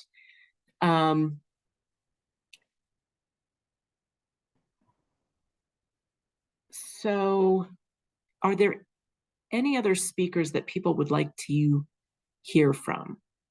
I tossed out, I think the agenda is still up, right? You guys can see that? Okay. Like I had mentioned, Colorado Future Center and Stephen Billings, I need to check with them on their time availability. But I've kind of indirectly talked with both, and both are willing to talk to the task force. Is there anybody else that you guys would like to hear from? I would just re-elevate. I don't know exactly who to recommend at this moment, but would be happy to look into it. Trying to hear from communities who are impacted by corporate or investor ownership. I think two conversations we've had previously in comments, maybe hearing from representatives or someone in communities with high rates of tourism, and folks coming in, and also really wanting to be mindful of BIPOC communities and neighborhoods that are vulnerable, particularly vulnerable to displacement, and just what they're seeing, what their challenges are. Happy to think through that and who that might be, and to hear other people's suggestions, but I would like to put groups to that end on the list. No, I think that's a great idea. And again, I might lean on you, but I'd love to hear, does anybody else have connections with like impacted communities or I mean, I'm going to pick on you, Rep. Lindsay. I mean, are people in like the area that you represent? Is there a community there that we might be able to leverage? Yeah, can you hear me okay? I switched to my headphones. I share an office and they're also meeting right now too. What we did find in some of our initial research, I mean, and this is the distinction between the short-term rental and the long-term rental, as opposed to a rural, resort community. in my particular community, a lower income district, I'm Northwest Aurora, if anybody doesn't know, of looking at a community, and in some of the data we were able to find, I mean, they had some like red areas of where there is some data that showcases like red areas where there is a lot of this activity happening. It does also trend to be communities of color, low income, where, you know, investors are coming in and buying up real estate, and then renting these homes to families. And you could see it on the maps, and some of it did trend. So you could, you know, pick out lower income or neighborhoods and communities of color. And so you could start to find that. So, I mean, I know generally what it kind of looks like in my community. Also with my community, and this is, I mean, I also have a low engagement community, which is another issue, because when you were asking of like organizations that in my community that might, you know, be able to give some insight into what's happening in 42 specifically, I don't even know exactly who I would call on that front. And I was happy to hear Heidi talk about East Colfax, because that's, you know, that's where I live, that's my district. And so that's been a part of the problem for many things in my community, is this kind of a lower engagement aspect. And so outside of the little pieces of data that Sharbini and I were able to find, I don't have a lot of that ready, but I mean, I have nothing wonderful to add to that, besides knowing that there is separate and distinct articles and information that is showing that something is happening there. And Representative, you mentioning the mention of East Colfax, you know, the East Colfax Community Collective is a wonderful organization that has really had a significant focus on housing their community. So I would recommend them. They were very involved in their area plan. I could reach out to them. I just want to credit Jennifer Newcomer, who shared a message with me. We also work a lot with organizations on the west side of Denver. So for instance, the West Denver Renaissance Collaborative, which does a lot trying to advance homeownership and ADU building for communities in West Denver. You know, maybe it's also thinking of local elected officials.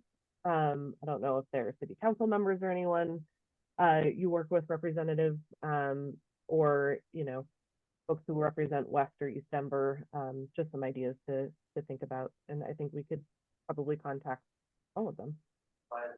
Yeah, I thought about that in Aurora. We have some current and former city council folks who are big on these issues. So that absolutely is an entry point to some more like honed in local data. And you know, we could utilize that tactic across the state for people trying to figure out who's in touch with this info. Yeah, absolutely. Kinsey, will you mention that West Colfax group again? West Denver Or West Denver Collaborative. Yes. And there's a whole group. There are many organizations, I think, in West Denver doing work alongside WDRC. Super, thank you. All right, yeah, no, we'll reach, oh, Frankie, your hand's up, sorry. Yeah, I was just going to mention at A&B at work, we've worked with a couple nonprofits that might be valuable for your data or to consider as a speaker, but one specifically in Northeast Denver is Northeast Denver Housing Center. I can put the website in the chat, but they might be a good resource. And then on the flip side, for the resort communities, I know the Aspen-Pitkin County Housing Authority has looked at this issue quite a bit. I know some of the board members up there, if we wanted to look at anything they had. So I'd be happy to I'll put their website in the chat as well, but they could be good resources.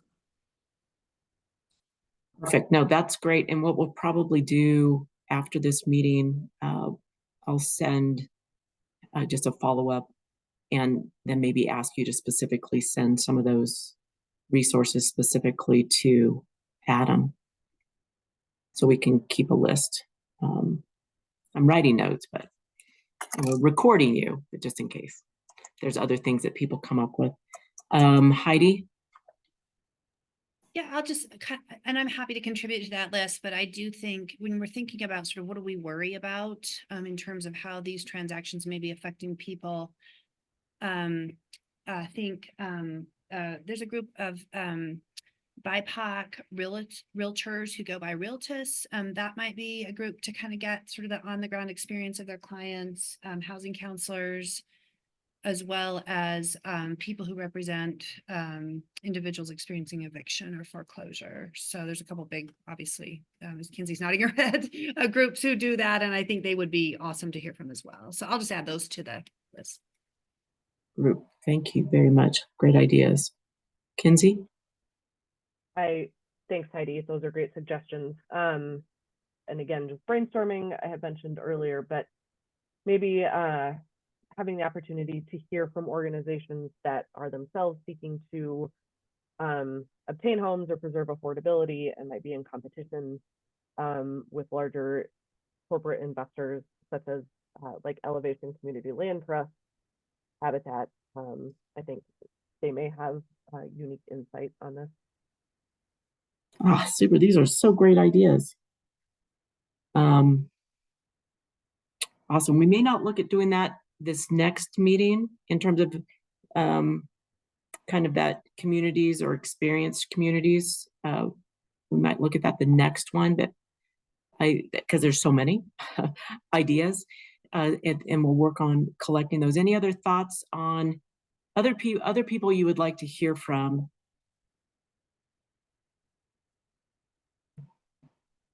All right, so one of the things that I want to do as well, hopefully we'll get it done this next month. I would like, and just don't be surprised if I do this. I'd like to hit all of you up 30-minute meeting, kind of a one-on-one to pick your brain. I think in some of these meetings like this, yes, you share what questions I ask or other people ask, but what I'd like you to do more is tell me what I need to know. Tell me what we all need to know.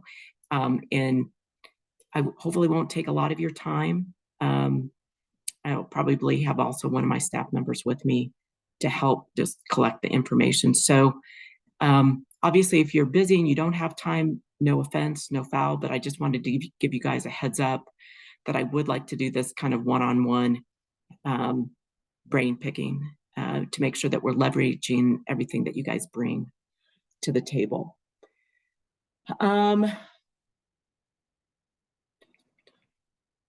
So I think the next question really is, we've kind of already talked about subcommittees, and it might be too soon to do any other subcommittee besides thinking about the scope of work. I had tossed out, eventually solutions are going to be a component. Maybe it's way too soon to start looking at solutions. But I thought I'd just toss that out there. If there's interest in a subcommittee related to solutions, we can look at that now, or we can look at it later. If there's a burning desire for now, let me know.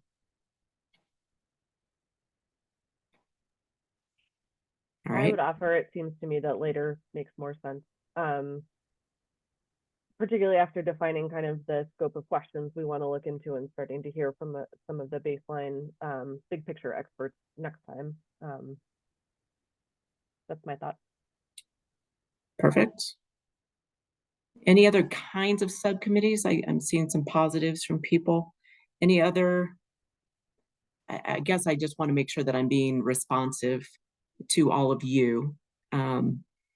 If there's something that you want us to start pushing or diving into, please just let me know, I guess is maybe my ask of all of you guys. Right, I'm not seeing any other comments on that right this second. So I'm going to stop sharing that, maybe. And I'm going to start sharing, maybe. the draft timeline, just to re-discuss it. Just to make sure that we're all on the same page. And if we'd like to make some edits, I definitely, you guys provided a ton of comments last time and great feedback on where you wanted more time. So right now we're in this kind of literature review, collect information time frame. I had initially hoped that we were going to have this meeting, what we're doing today, closer to the mid to end of March. But when I was talking to Rep Sharbini after the last meeting, he's like, oh no, let's have it in February. And then he left me. So we stuck with the February anyway. But I still think that there's obviously a lot more work to be doing on this literature review side and developing the scope. So then the idea is by the end of March, have more of a specific scope that we're going to be looking at. Hopefully between the time frame of April, June, looking at research, at least initial research by a consultant or others on, again, getting this idea of really scope and size. You know, how big is this? But we'll look at also at this scope. Present initial findings to the task force in this time frame between the summer, kind of June, July time frame. And then really look at feedback. So this also might be the time that we look at those people impacted, you know, kind of what we just recently talked about, those with kind of the lived experience. So obtain also input from groups around the state on the findings and their experiences. Also this summer, any additional research later this summer and into the fall, and then really focus kind of fall, summer, fall on kind of the recommendation side. What I got from most people is the reason why we're going to want to push this piece so much into this year is that people would really like a lot of time available to create the draft report, really focus that on 2025. The report is due October 1st of 25, and that most people are interested in trying to get a lot of the work done and the recommendations done and talked about in 24, and then really focus on solidifying the report in 25 and providing feedback to it. Thoughts? Anything that we should look at editing?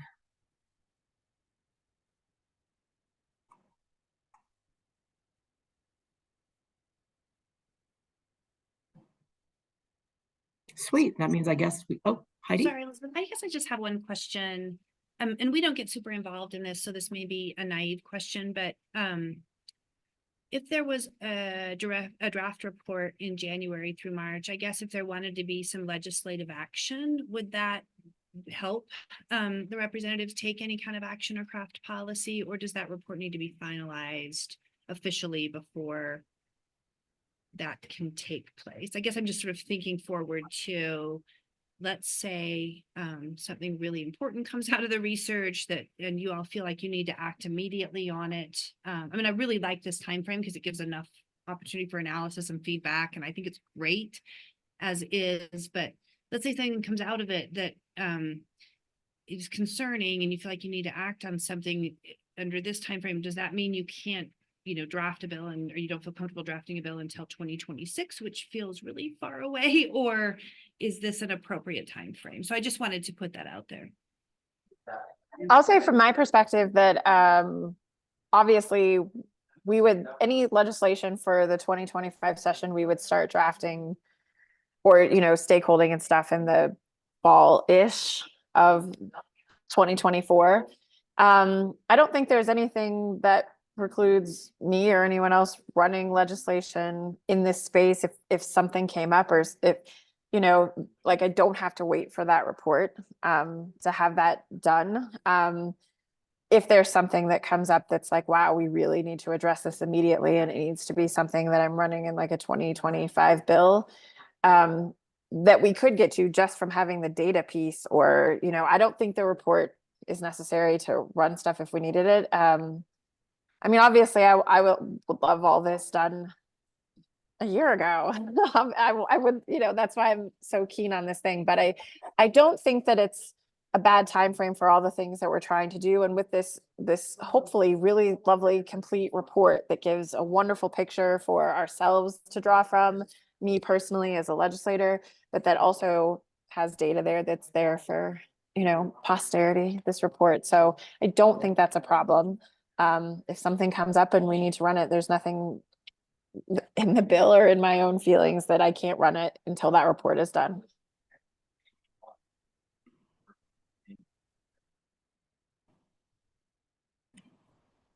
Super. Thank you, guys. Any other comments, thoughts? Again, I just want to make sure that we're reflecting your needs and interests. All right, with that, I'm going to take that down.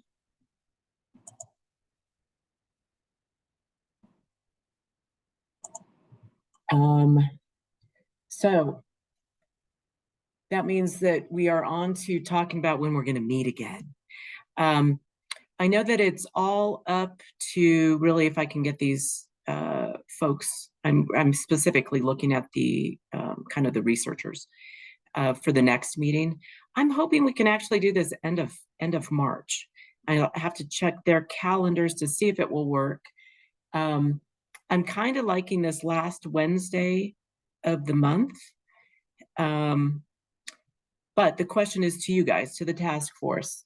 Questions. When do you want to meet? Do you want to meet monthly, every other month? And once every 4 months is the minimum required. Elizabeth, not that I have to be there, but we have a substantial reporting requirement for the reimbursement due. And the end of March is not going to be an option for me in being able to get that done. Now, I'm happy to listen to the recording after and share thoughts afterwards. So I just wanted you to be aware that I pretty much blocked out the end of March to try and get all that done for our reporting. Yeah, that's super. That's good feedback. What are other people? Go ahead. I would just say with the timeline we just reviewed, which is will be here shortly, right? The September 2024. I think at least monthly would probably be the right frequency. And then I'm flexible on dates, but Wednesday morning, general 9:30 to noon seems to work well.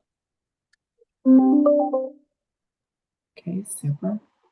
And for the next one, I would say maybe no earlier than the end of March, but of course, needing to base it around the availability of folks who would present and the time that they might need to put together a presentation amid all the other things I'm sure they're doing.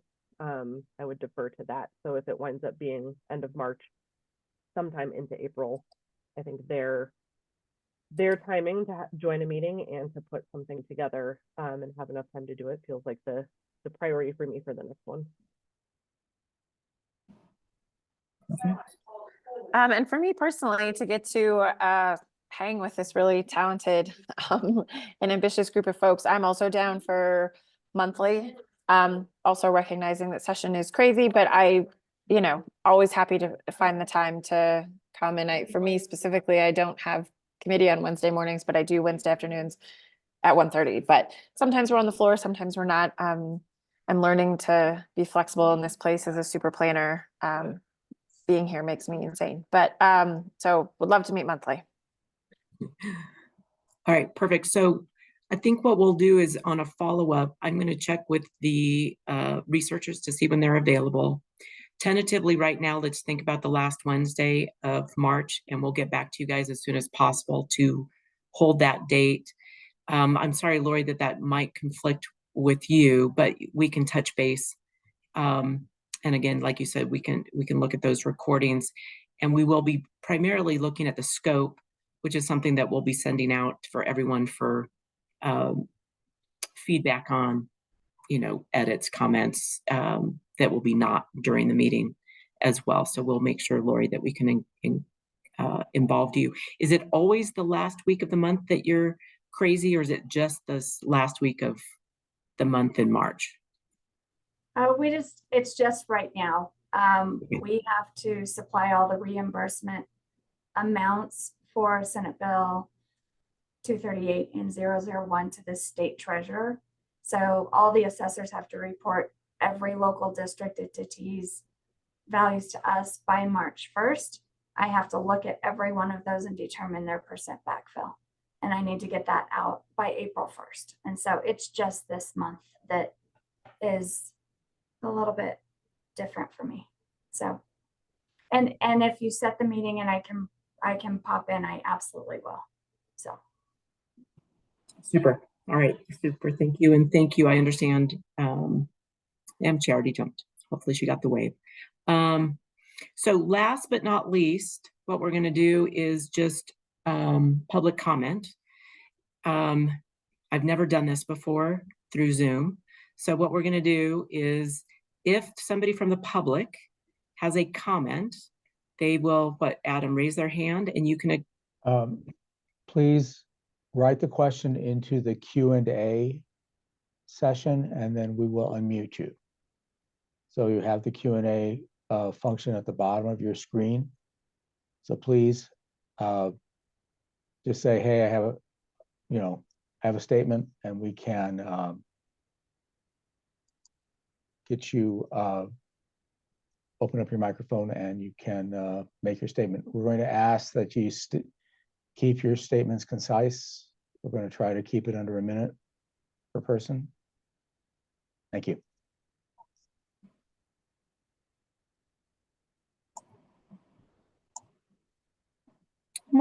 We'll hang for just a minute. I don't see anything coming in yet.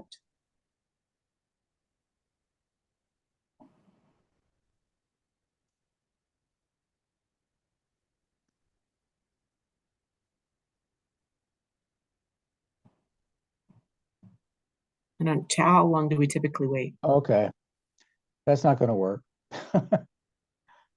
Can they just raise their hand? Because I know that Garrett had done that before. Yeah, why don't you try? I'm going to try it that way. I can see your hands. If you raise your hand, I will unmute you.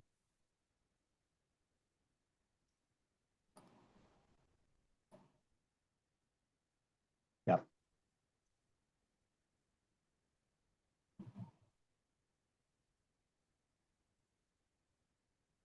Are you seeing anything?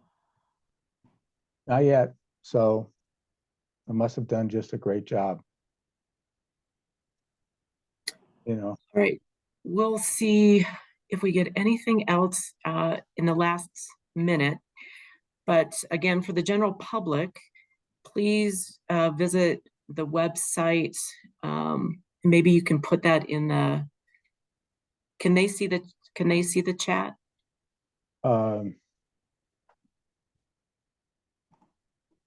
No, they can't. But the website is linked to our homepage. It's in the new items list. You can see it, and we'll maintain that link up there. Our expectation is that we will get everything posted sometime next week, probably early in the week, and both on the Engage DOLA site and on the main website. We're going to endeavor to keep everything that is ready for public, not necessarily in process task force work products, on our main website, and we will reserve the DOLA site for our work product. Excuse me, the engage DOLA site for a work product. So, you know, we do our best to make sure everything is transparent and everybody can get to things multiple ways. And we hope that we'll have a very positive, well, I know we're going to have a very positive project here. We're going to make sure that everybody is aware of what's going on. And I guess I would also encourage general public as well as task force, if you've got comments, concerns, interests, things to share, please send them to Adam and I for the general, I guess maybe I can, no, I can't do that. You can, State Demography website is where you can find all of our information for those that are the general public that might not have my personal, not my personal, but my work email. Yes. But just please communicate with us. We want to learn about what's going on. And I guess I'll give last minute for anybody with the task force, if you've got a comment or question or concern. Otherwise, we'll let you guys go. Thank you. All right. Thank you guys so much for all of your time and effort. Really appreciate it. Thank you. Appreciate you, everyone. Take care.